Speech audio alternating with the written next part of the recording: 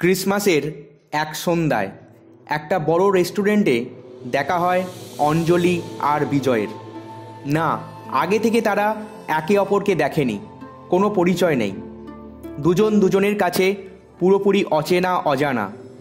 প্রথমে তারা একে অপরের দিকে অতটা আগ্রহ প্রকাশ করে না, তবে ক্রিসমাসের সন্ধ্যায় রেস্টুরেন্টটি খুব সুন্দর করে সাজানো ছিল। চারদিকে রং বেরঙের light, star, Christmas tree, balloon ও আরও নানান কিছু। কিছুক্ষণ একা বসে থাকার পর একজন অপরজনের সাথে কথা বলতে শুরু করে। অবশেষে আস্তে আস্তে পরিচয় হয়।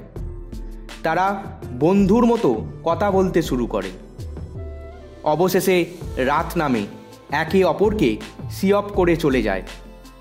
বাড়ি ফিরে দুজনেই একে অপরের কথা চিন্তা করে এবং সন্ধেটা যে তারা ভালো কেটেছে তা তারা অনুভব করে।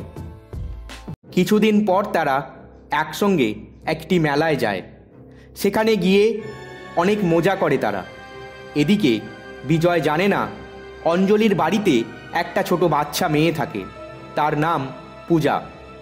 অঞ্জলির তাকে নিয়েই মূলত দিন কাটে।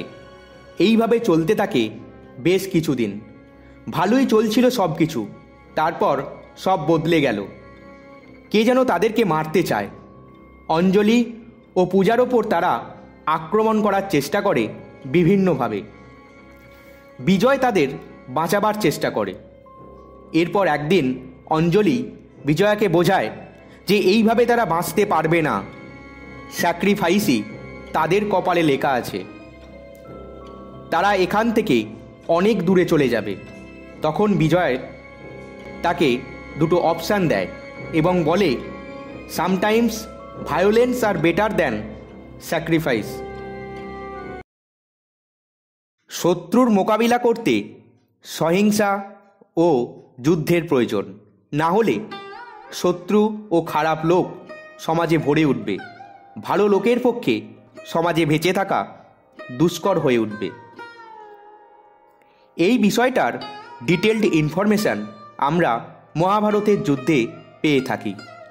ভগবান শ্রীকৃষ্ণ যুদ্ধক্ষেত্রে অর্জুনকে যুদ্ধক্ষেত্রের পরিস্থিতি এবং কেন যুদ্ধ করতে হবে তাকে তা বোঝাচ্ছিলেন।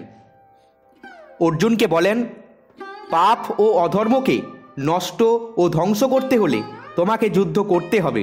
যুদ্ধের মধ্যে ছলনা ও মিথ্যার আশ্রয় নিলেও তা কোনো রকম অধর্ম নয়। আর যদি এইরূপ না করা হয় তবে সমাজে অত্যাচার ও অসাধু লোকের প্রভাব বাড়বে ও সমাজ ধ্বংসের দিকে এগিয়ে যাবে।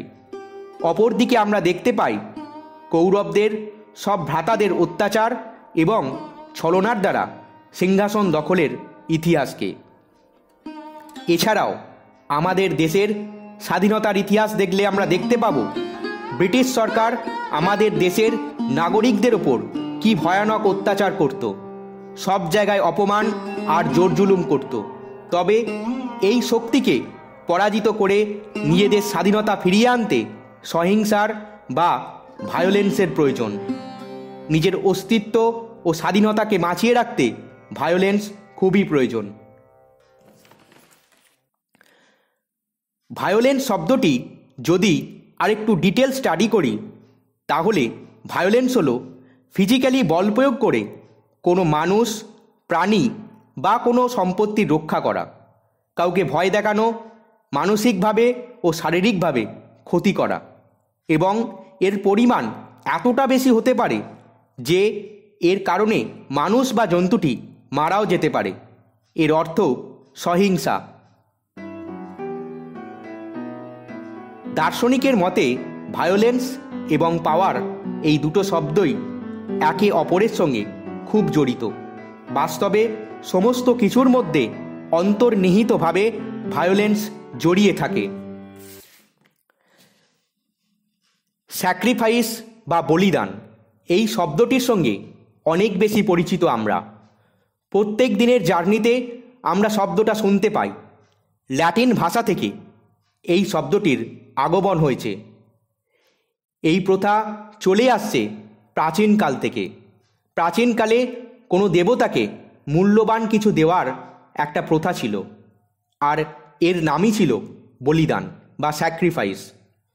তখন বিভিন্ন মন্দির, ব্রিজ, প্রাসাদ নির্মাণ শুরু হলে বিভিন্ন পশু ও মানুষকে বলি দিয়ে কাজ শুরু হতো। এতে তারা মনে করত কাজটা শুভ হবে। এখনকার দিনে চলতিভাবে স্যাক্রিফাইস মানে ছেড়ে দেওয়া বলি বা বোঝানো হয়, যেই জিনিস বা বস্তুর ওপর আমার অধিকার আছে তা অন্যের জন্য ছেড়ে দেওয়াটাই হলো বলিদান বা স্যাক্রিফাইস। বর্তমানে আগত বলিউডের একটি মুভি মেরি ক্রিসমাসে দেখানো হয়েছে কিছু সময় ভায়োলেন্স কেন গুরুত্বপূর্ণ। ধন্যবাদ। আজকের ভিডিওতে ভায়োলেন্স কেন গুরুত্বপূর্ণ এই টপিকটি কেমন লাগলো তা অবশ্যই জানাবেন। ভালো লাগলে অবশ্যই একটি লাইক করবেন এবং বন্ধুদের সাথে শেয়ার করবেন।